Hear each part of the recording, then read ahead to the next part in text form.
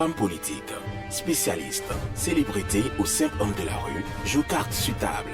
C'est du lundi au vendredi à partir de 10h sur Ndimba Radio. Carte sur table. Ibrahima Traoré.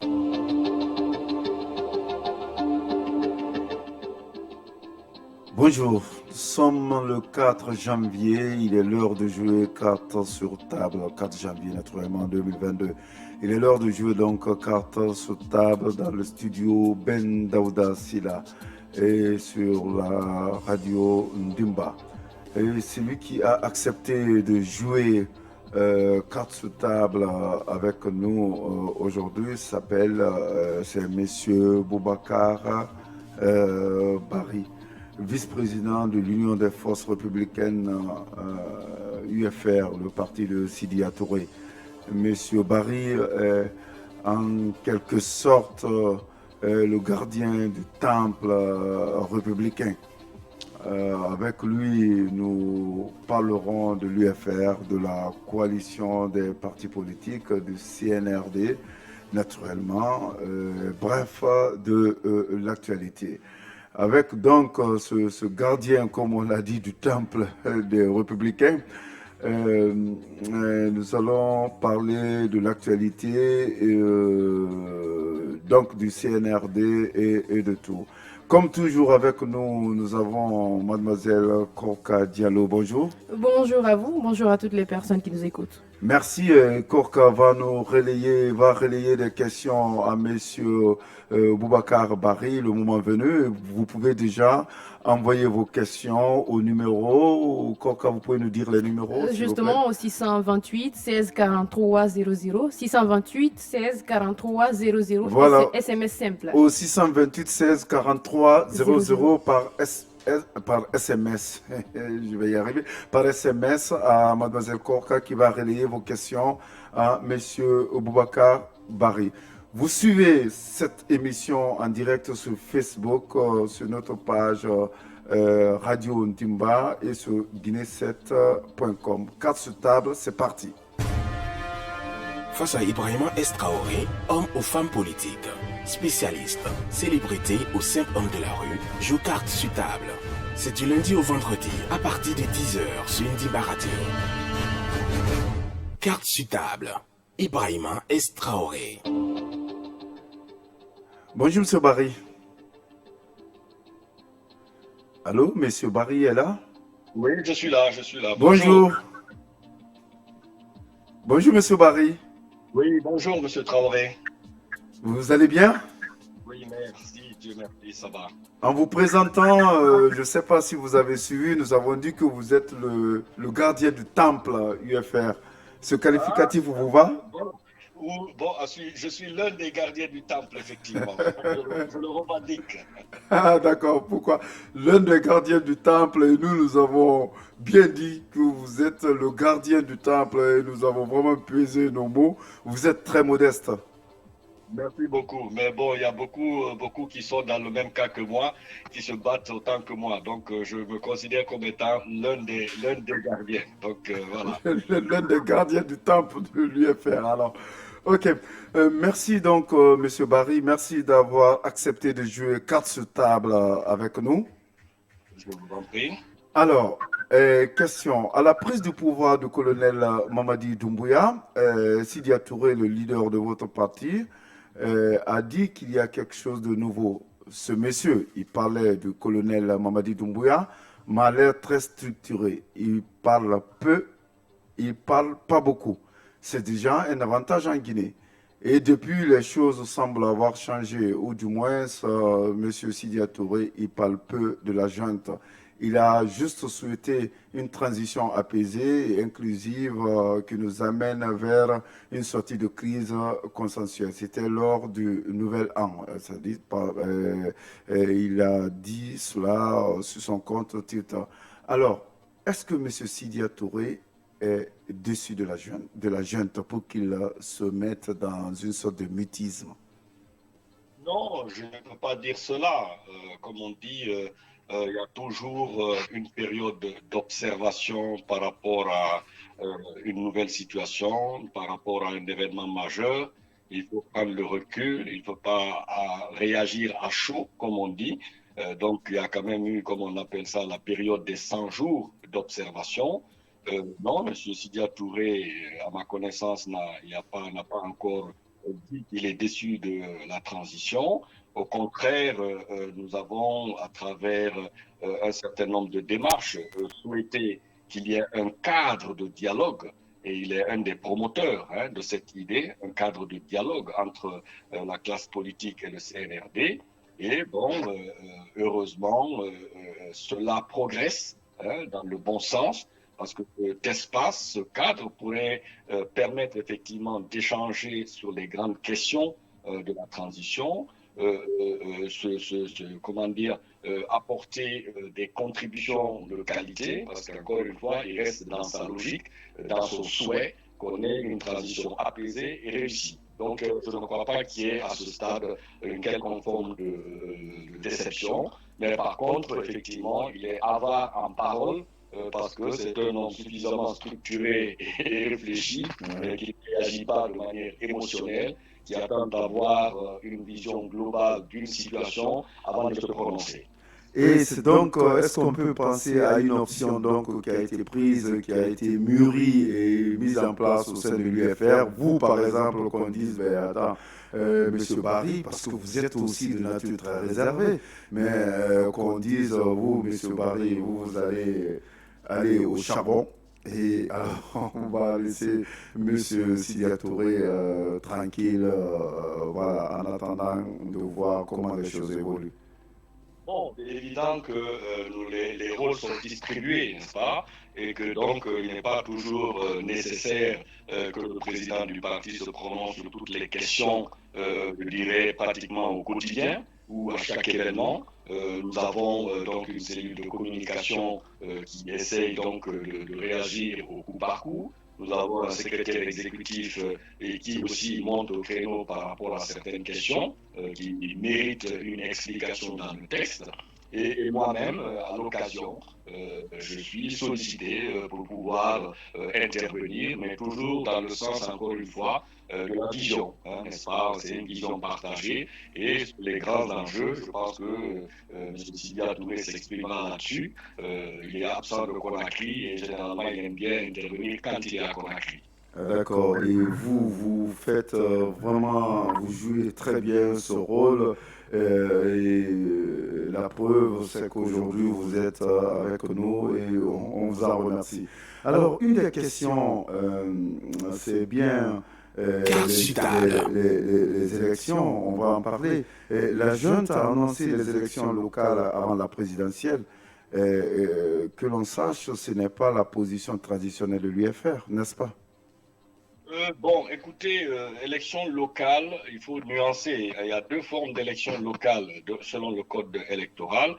C'est les élections des conseils de quartier et de district et puis les élections communales, d'ailleurs, qui n'ont pas fait l'objet de dissolution. Les conseils communaux, les maires fonctionnent, parce qu'il y a une élection qui a suivi.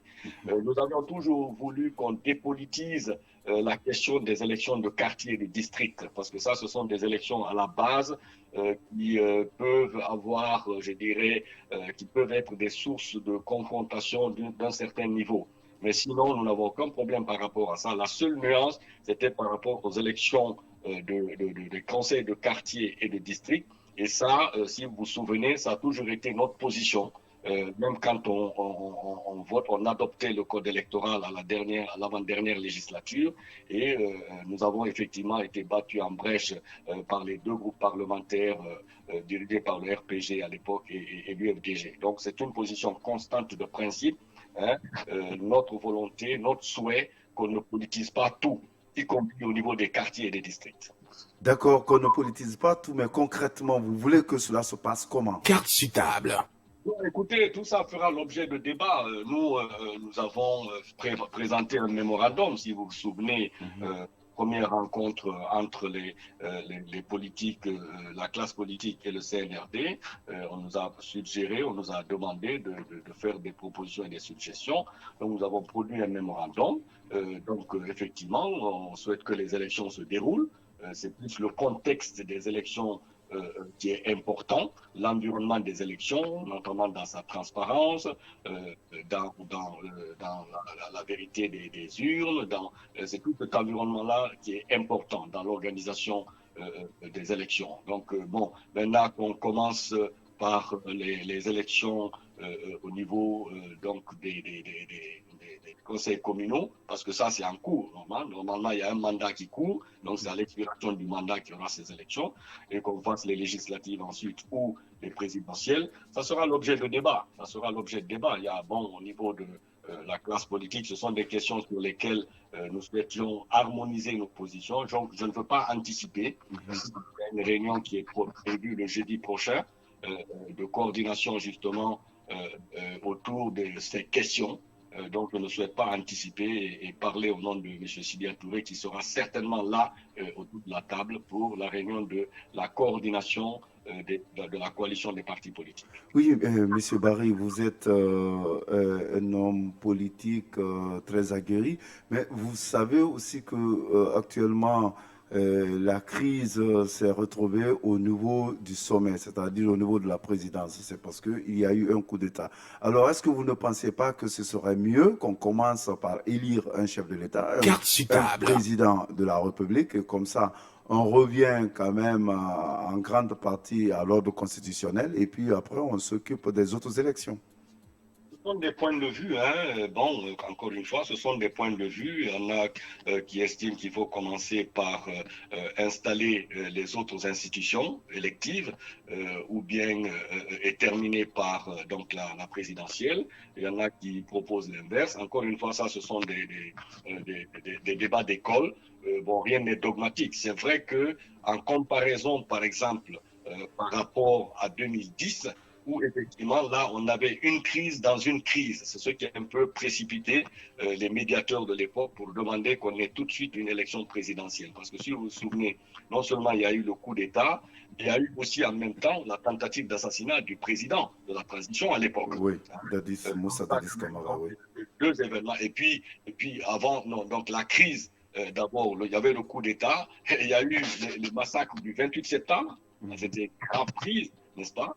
Et ensuite, la tentative d'assassinat contre le capitaine Dadis. Donc, 3 crises successives ont amené à l'époque, disons, les médiateurs et les facilitateurs à souhaiter qu'on commence par les présidentielles pour éviter que le pays ne sombre dans le chaos. Bon, pour le moment, on est dans une situation plus ou moins apaisée. La discussion est en train de s'élaborer. On va être au 4e mois demain. Donc, du CNRD, donc il n'y a pas encore péril à la demeure, donc que les idées s'expriment, que chaque idée soit suffisamment argumentée de manière objective et que les décisions se prennent de manière pragmatique et objective. À ce moment-là, je crois, d'une façon consensuelle, mesurée, dans l'harmonie, on pourrait donc aboutir au meilleur choix possible, sans qu'il ne soit unanime, mais au moins qu'il soit majoritaire pour le processus électoral. Carte sur table. Mais si vous, au sein de l'UFR, vous aviez à faire le choix entre commencer par la présidentielle ou commencer par les communales ou les législatives, vous auriez pris quoi? Bon, moi, je pense qu'on peut commencer par les élections nationales. Je pense, bon, ça, je parle un peu à mon niveau. Je pense qu'on peut commencer par les élections nationales, législatives et présidentielles. Parce que, encore une fois, les élections locales, les communales actuellement, les conseils communaux fonctionnent. Oui, oui. Ils sont élus pour une date. Et comme on ne les a pas dissous, ça veut dire qu'ils sont toujours dans leur processus normal. Donc, on attendra la fin donc, du mandat des conseillers communaux. Et puis, bon, donc, si une élection doit se dérouler dans les prochaines années, il faudrait qu'effectivement, on peut commencer par les élections nationales, c'est-à-dire les législatives et l'élection présidentielle. Les couplets, par exemple? Encore une fois, tout dépendra véritablement d'un certain nombre de problèmes techniques. Le couplage veut dire donc que le budget soit disponible, qu'il y ait suffisamment de pédagogie par rapport à cette forme d'élection, parce que je crois que ça n'a jamais été pratiqué chez nous. N'oubliez pas qu'il y a aussi une 3e élection. Là, c'est le référendum. Oui. adopter la Constitution. Ouais. Donc, bon, il faut essayer de faire ça vraiment, encore une fois, de manière très objective, sur la base d'arguments, en ayant maîtrisé l'ensemble du processus, notamment de financement, je dirais, institutionnel, qui organise, est-ce qu'il en a les capacités, est-ce qu'il en a les moyens. Ça, c'est vraiment le plus important. Quand ces questions sont réglées, on fera confiance aux organes ou aux institutions à qui on aura confié cette mission. Il faut aussi, on désigne des gens, il faut qu'on leur accorde le bénéfice du doute et qu'on leur accorde cette confiance, a priori. D'accord. Notre invité, celui qui a accepté de jouer carte sur table avec nous, s'appelle Monsieur Boubacar Bari. Il est le vice-président de l'UFR. Et vous pouvez donc dès maintenant envoyer vos questions au 628 16 43 00, 628 16 43 00. C'est par SMS et Mademoiselle Korka, le moment venu, va relayer ces questions à Monsieur Barry. À qui nous allons donc poser cette autre question. Monsieur Barry, vous représentez l'UFR au sein de ces coalitions de partis politiques et vous avez créé hier, ou si je ne m'abuse, avant-hier, le collectif des partis politiques guinéens. Quelle est l'opportunité de créer ce genre de collectif? Donc, en quelque sorte, de parler d'une voix, des questions qui concernent le volet politique de la transition. Il est évident que se concerter au préalable, comme on l'avait fait par le passé au sein des forces vives de Guinée, si vous vous souvenez, et c'était même plus élargi aux forces sociales, syndicats et sociétés civiles. Donc ça permet quand même d'harmoniser et d'apaiser le débat pour éviter que cela n'aille dans tous les sens de manière dispersée. Donc on a demandé ça depuis pas mal de temps au niveau du CNRD. Et puis finalement, des tentatives ont été faites avec la médiation de certains d'entre nous pour qu'on puisse tous se retrouver autour de la table. Et puis, bon, encore une fois, c'est une plateforme d'échange. Et que cette plateforme puisse faire des propositions, des suggestions dans le sens d'améliorer ou de faciliter la transition en elle-même. Parce qu'un volet politique, vous n'ignorez pas, tout ce qui concerne le processus électoral, que ce soit le fichier, que ce soit l'organe de gestion des élections, que ce soit les chronogrammes des élections. Bon, toutes ces questions quand même méritent d'avoir un espace où le maximum d'acteurs de la classe politique peuvent se retrouver, harmoniser leur point de vue pour qu'éventuellement ils puissent apporter la meilleure réponse possible aux souhaits de chacun d'entre nous qu'on ait une transition réussie et apaisée. Voilà, mais est-ce que vous ne pensez pas aussi que cela vous est dicté un peu par l'allure que prend le CNRD, c'est-à-dire l'allure que le CNRD, c'est un mastodonte et tout, qui prend beaucoup maintenant de décisions, parfois contre votre gré, c'est-à-dire le gré, pas vous personnellement, M. Barry, mais de tous les partis politiques. Alors, est-ce que vous ne pensez pas que avec cette allure que le CNRD prend, cela naturellement vous amène à cette unité d'action? Bon, chacun a, je dirais, son propre agenda. Le CNRD est aujourd'hui l'organe d'orientation de la politique économique, sociale de la Guinée. Donc, effectivement, il est amené à prendre pratiquement des décisions au quotidien, parce qu'en attendant, il gère l'État. Il fait face à des situations conjoncturelles et quelques situations structurelles. Mais en tout cas, il est confronté à une réalité au quotidien. Nous concernant, bon, nous, on a quand même notre domaine d'intervention. C'est d'abord au niveau du CNT. Donc, on nous a octroyé des places là-bas. Nous nous sommes plus ou moins débrouillés pour faire des propositions, même s'il y a eu un peu de cacophonie, mais on a fait ce qu'on pouvait faire, étant entendu que l'équation était extrêmement difficile. Sans qu'il n'y ait décantation, sans qu'il n'y ait critères, on a demandé à 181 entités de se retrouver pour proposer 15 personnes. Bon, on aurait pensé quand même qu'au niveau du ministère de l'administration du territoire, ayant la base de données de l'ensemble des partis politiques et de leur fonctionnement, un début de décantation aurait pu faciliter la vie au CNRD, qui se retrouve aujourd'hui avec 700 et quelques demandes pour 81 places. Donc vous voyez un peu la question, finalement le problème s'est reporté maintenant au niveau du CNRD. Donc nous n'avons vraiment pas d'antagonisme en tant que tel. Nous avons notre propre rythme. Tout ce que nous souhaitons, et depuis le début, encore une fois, nous avons souhaité qu'il y ait simplement un cadre de dialogue avec le CNRD. Parce que, quoi qu'on dise, la classe politique a son rôle à jouer. C'est trois entités sociales qui gèrent un pays. C'est la classe politique, la société civile et l'armée.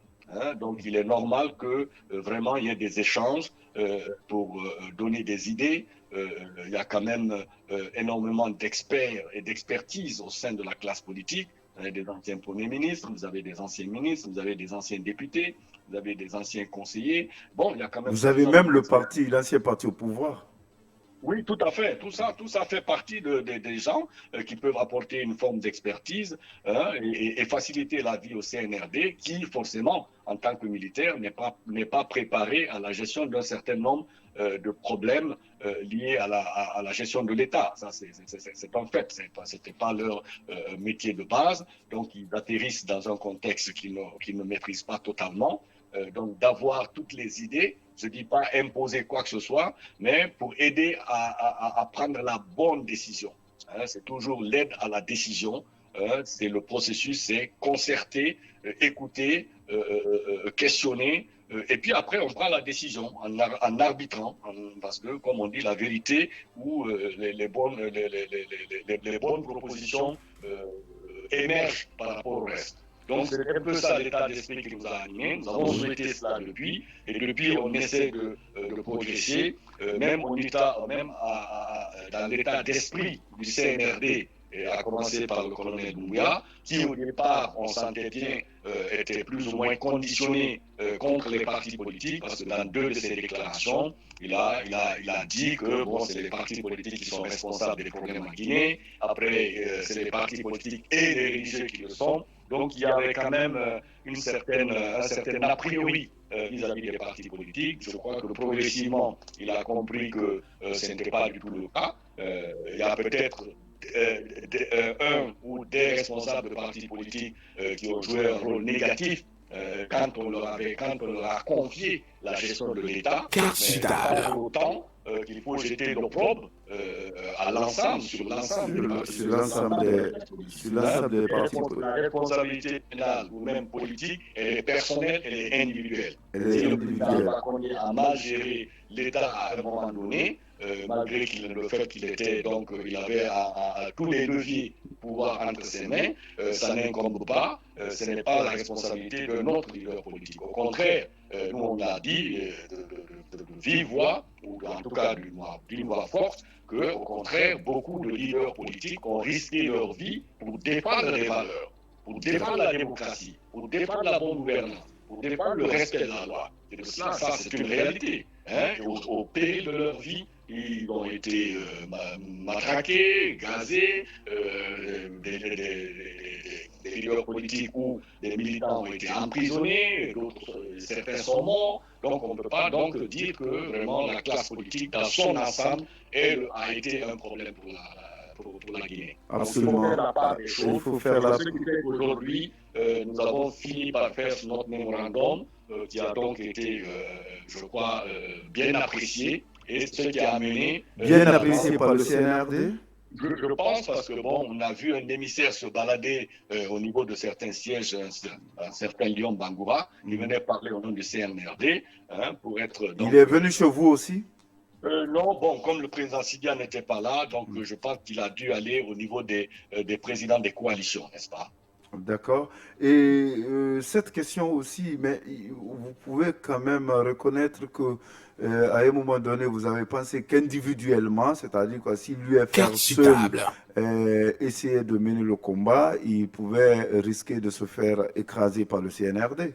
Et d'où peut-être créer ces coalitions pour que vous soyez nombreux. face...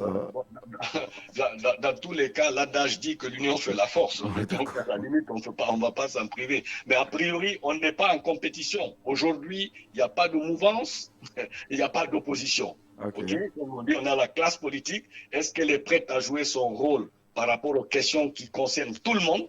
Parce qu'un environnement électoral, comment dire, transparent, structuré et organisé, c'est au profit de tous les compétiteurs demain.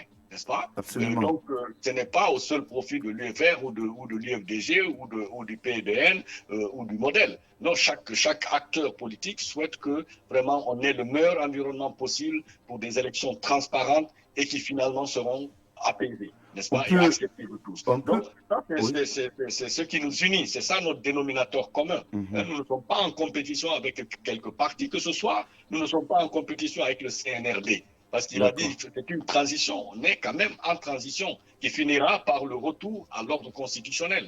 Et il a encore réaffirmé lors de son discours à la nation qu'il va faire le job qu'il estime devoir faire et qu'il va donc organiser des élections et ceux qui sont censés compétir pour cela, à ce moment-là, bon, chacun va se battre avec les moyens dont il dispose. Mais à ce stade, il n'y a vraiment aucune confrontation avec qui que ce soit.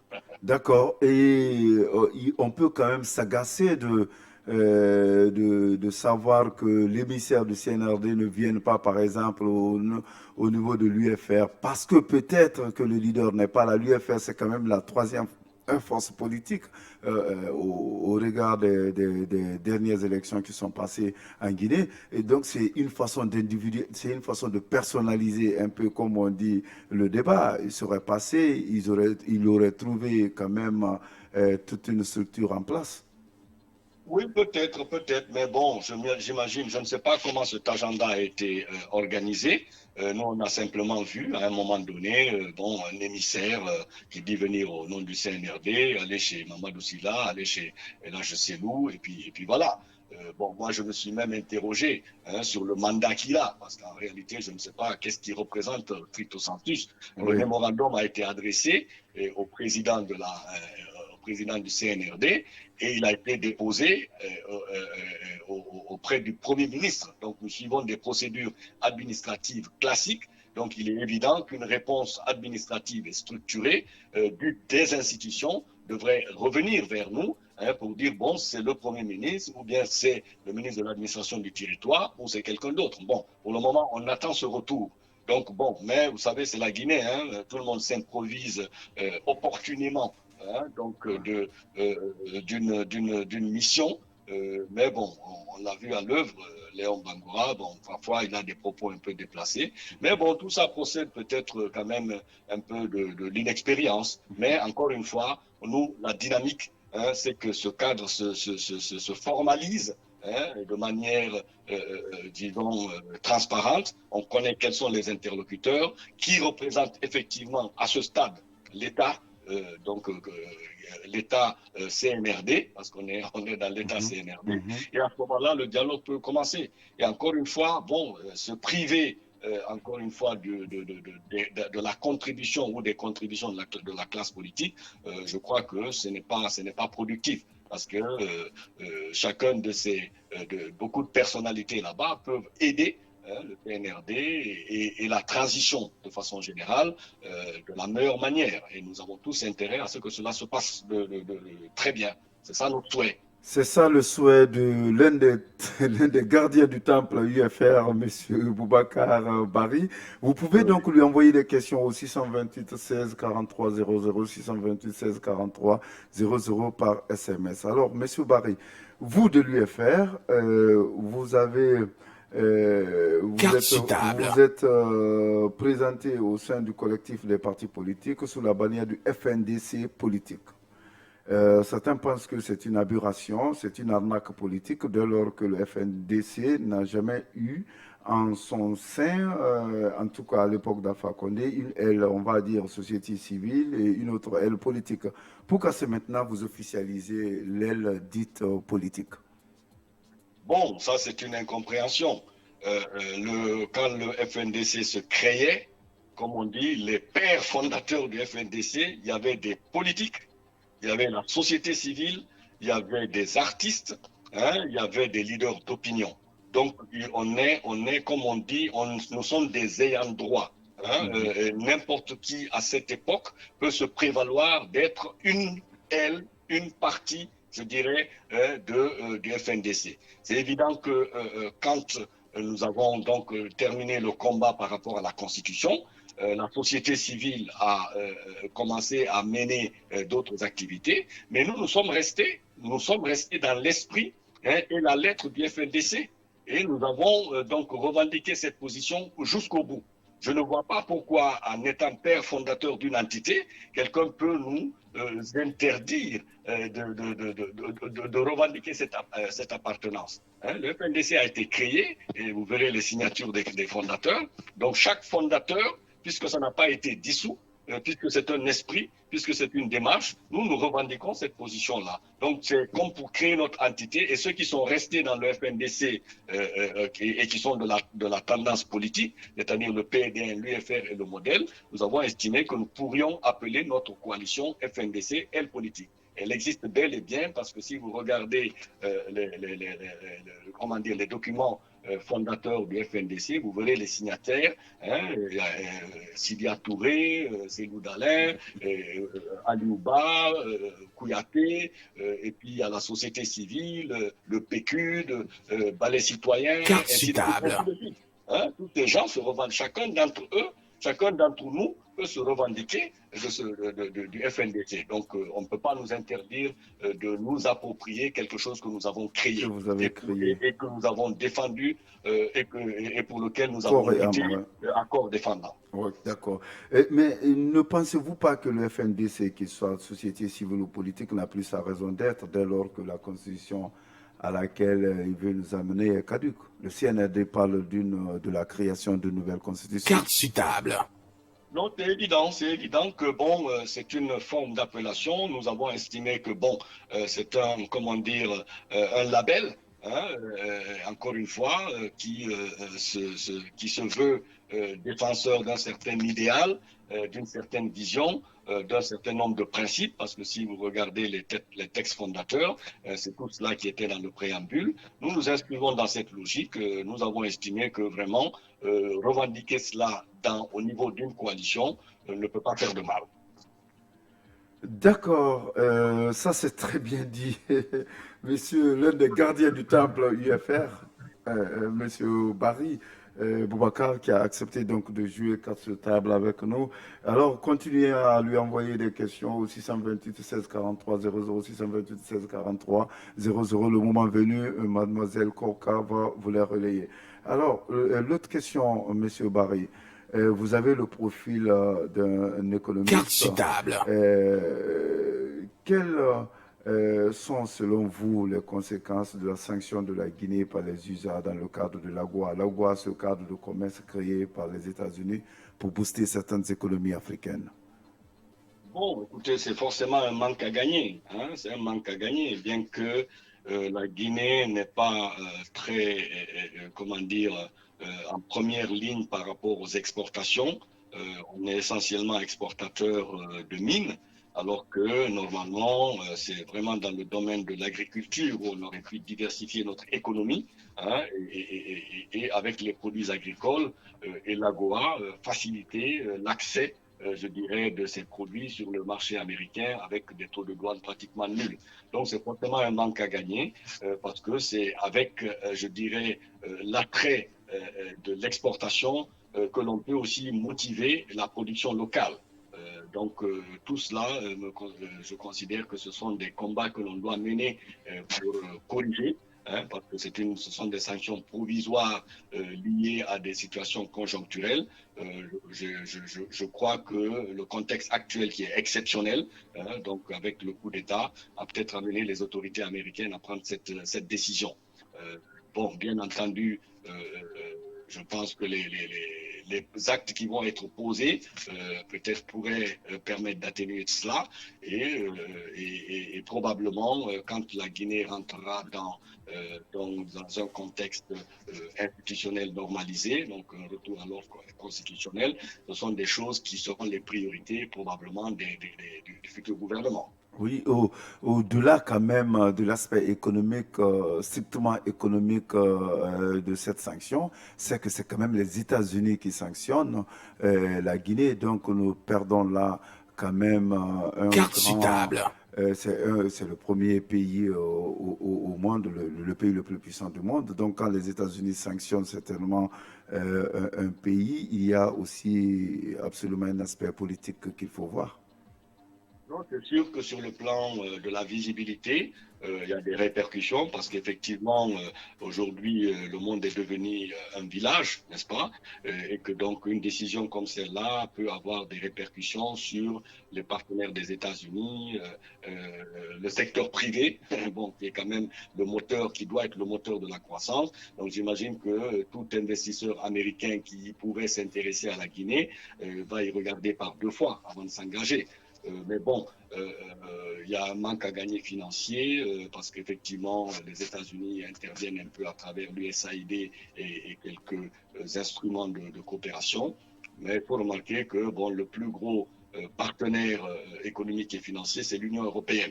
Bon, je ne sais pas quelle est leur position actuelle par rapport à un certain nombre de projets. Est-ce qu'ils sont gelés ou est-ce que ceux qui ont démarré continuent? Bon, je vois aussi que une institution comme la Banque islamique de développement a quand même accepté de financer, je crois, pour 180 millions de dollars, deux projets, y Oui, compris une route compris qui de doit être route, oui. réalisée entre l'Abbé et Mali, Et Mali, pour oui.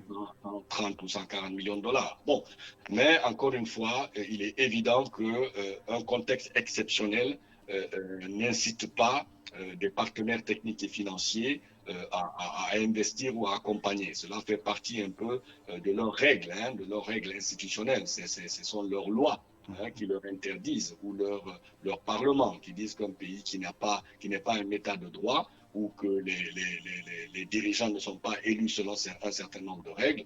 Donc, bon, cela les élimine. Ils ne sont pas éligibles à leur financement.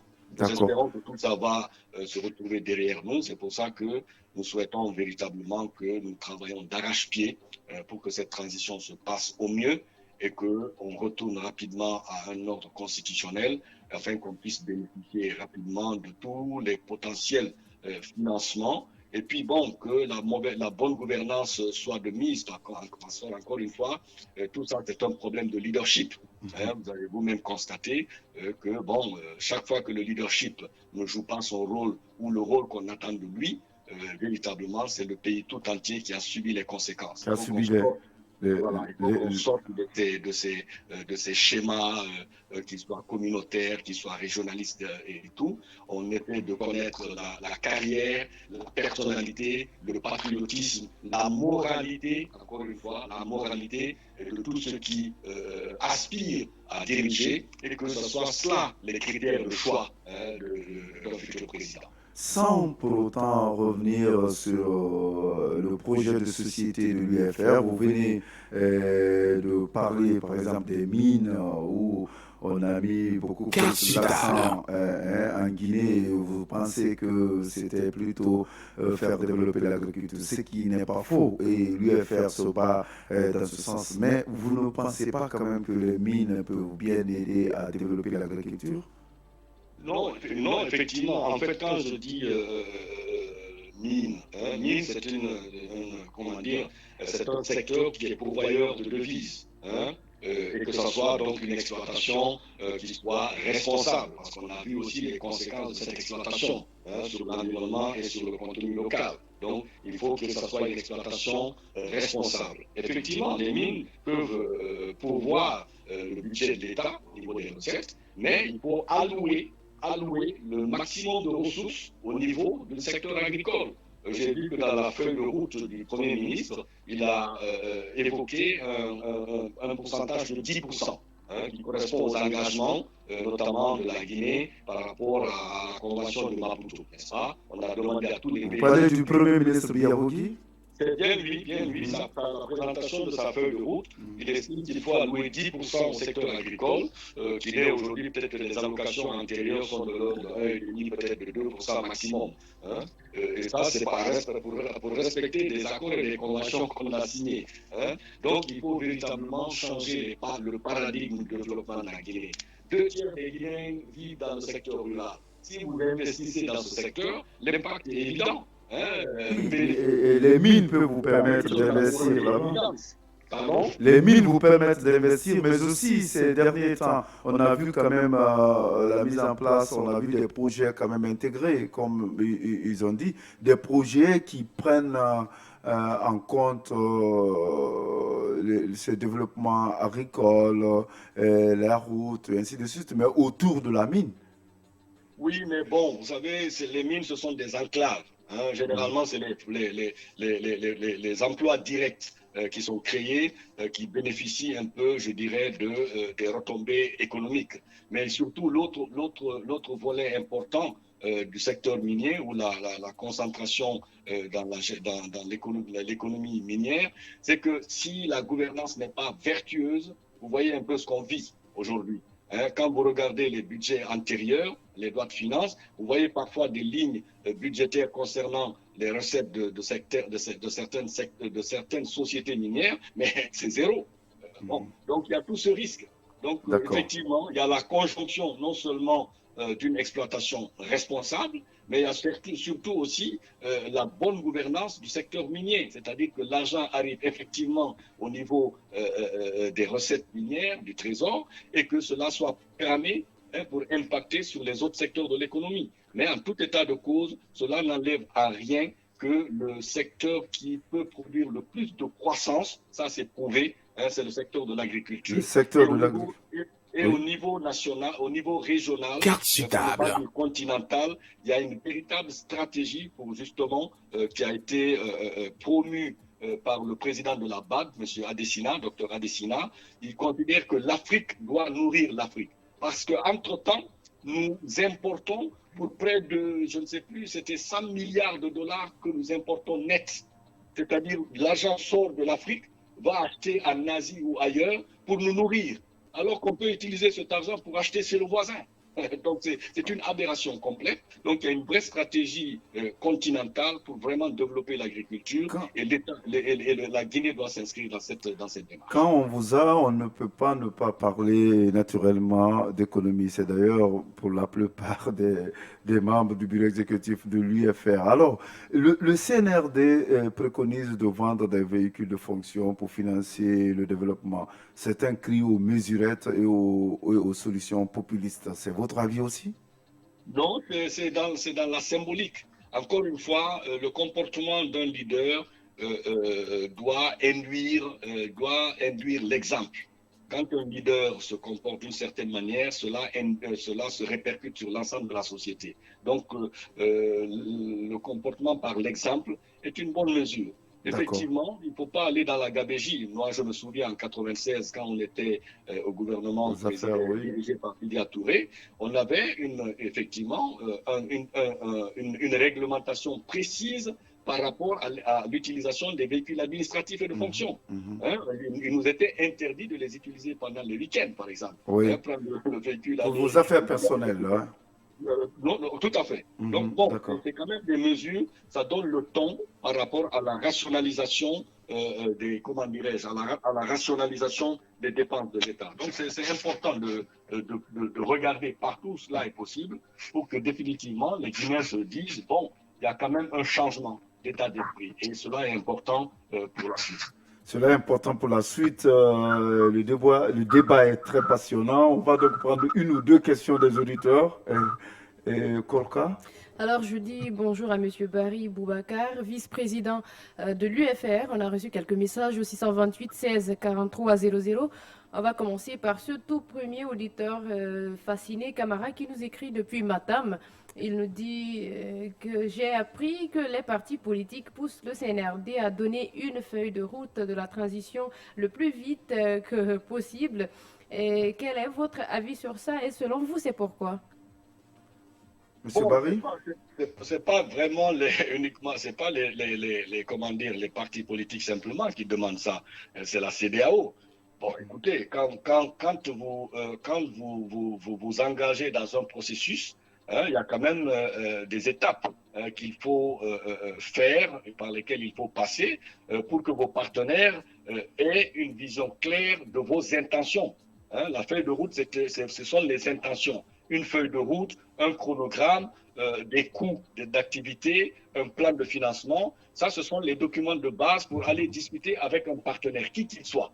Donc la CEDEAO, effectivement, attend, comme tous les Guinéens, comme nous tous, de savoir un peu à quelle sauce on sera mangé. Donc, ce n'est pas véritablement une pression que nous faisons, mais cela rentre dans l'ordre des choses. Et vous voyez déjà que le Premier ministre, lui, déjà a présenté sa feuille de route. Là, c'est pratiquement 1 mois et demi après l'avènement du gouvernement. Ce qui est normal, parce que le président de la transition a besoin de savoir sur quoi le gouvernement envisage de travailler pour que donc il ait un tableau de bord par rapport au contrôle des activités. Carte sur table. Voilà. Donc, et au niveau national aussi, nous avons besoin qu'une feuille de route détermine un peu la vision de la transition. C'est-à-dire la feuille de route avec un chronogramme précis. Clairement, voilà. Avec ce qu'il faut faire, quand est-ce qu'il faut le faire, qu'est-ce que ça va coûter, qui va financer. Ça, c'est véritablement les documents de base pour aller discuter avec un quelconque partenaire. Certains pensent... Au niveau national, que ce soit au niveau international. D'accord. Certains pensent qu'il faut une transition plus ou moins longue parce qu'ils pensent qu'ils ne sont pas très bien préparés pour aller aux élections. D'autres, par contre, pensent qu'ils sont bien préparés pour aller aux élections. Je ne vais pas citer qui est dans la première situation et qui est dans la deuxième situation. Et l'UFR se positionne à quel niveau? Une transition plutôt longue ou courte? Carte sur table. Moyenne, parce que bon, il y a quand même des précédents. C'est entre 18 et 24 mois, c'est ça un peu les délais moyens d'une transition. Parce que, encore une fois, il faut tenir compte du fait que, quelque part, nos sources de financement extérieures vont se tarir au fur et à mesure. Et donc, les problèmes peuvent subvenir pour assurer un peu le bon fonctionnement de l'État. Donc, il faut trouver la juste mesure par rapport aux activités qui sont prévues. C'est justement quand il y aura une feuille de route, il y aura des arbitrages. Pour dire qu'est-ce qu'on peut faire et dans quel délai, qui est fondamental. C'est pour ça que la feuille de route devrait même se faire accompagner par un programme minimum d'urgence. D'accord. En urgence, il faut faire sur 1 an ou 2 ans. Et puis bon, après, à moyen terme, si les choses se passent bien, ce sera éventuellement, si c'est quelque chose qui est fait de manière consensuelle et qui est positif pour le pays, il n'y a pas de raison que les futurs dirigeants ne s'approprient pas toutes les idées de projets initiés par le CNRD pour les continuer. On souhaite tous que les choses se passent au mieux pour les populations guinéennes. Pour les populations guinéennes, que les choses se passent au mieux. La dernière question de l'auditeur. On va prendre une dernière question de Mamadou Lamarana de Bambeto qui demande à l'heure actuelle quel est l'état du FNDC, si vous le savez. Je n'ai pas entendu. Quel est l'état du FNDC, si vous savez. L'état du FNDC, il y a les deux tendances aujourd'hui. Bon, vous avez vu quand même l'activisme du FNDC société civile, qui a même eu le privilège d'être reçu par des présidents au niveau de la sous-région. Ils ont pris une posture de sentinelle pour un peu alerter. Chaque fois qu'il y a une dérive qui est observée et par des interpellations. Donc là, c'est vraiment au niveau de la société civile, c'est un peu le rôle qu'il compte jouer à ce stade. Carte sur table. Nous, FNDCL politique, nous jouons notre rôle dans la classe politique en essayant le plus possible d'influer par rapport à un certain nombre de principes et de valeurs, parce qu'encore une fois, notre pays traverse une crise de valeurs. C'est pas une crise générationnelle, c'est pas une crise communautaire, c'est une crise de valeurs, encore une fois, de valeurs et de leadership. Si ces deux questions sont adressées de la meilleure manière, le pays peut aller de l'avant. Parce que vous avez vu que ce soit des jeunes qui sont arrivés récemment aux affaires, vous avez vu de quelle manière ils se sont comportés, parfois même venant de l'étranger, venant de l'extérieur de la Guinée. Donc c'est une question de valeurs et de leadership. Et il faudrait que les Guinéens comprennent que ces deux qualités sont fondamentales pour pouvoir permettre à la Guinée de décoller enfin.